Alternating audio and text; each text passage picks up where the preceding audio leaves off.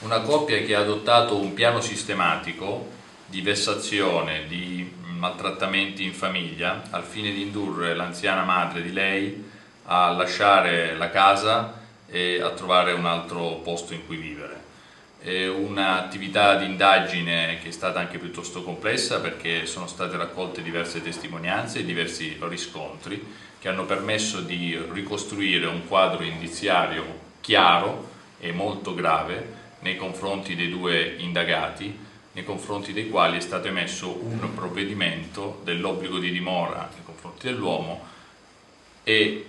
di allontanamento dalla casa familiare nei confronti della donna. Determinante è stata la denuncia, querela presentata dall'anziana donna, che si è fatta accompagnare dall'altra figlia in caserma, dove ha esposto i fatti,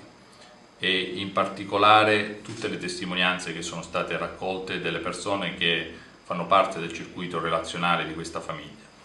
In questo caso, o segnalando al 112 o presentandosi in caserma, si può trovare un'immediata risposta a fatti gravi di questo genere che si verificano nelle private abitazioni.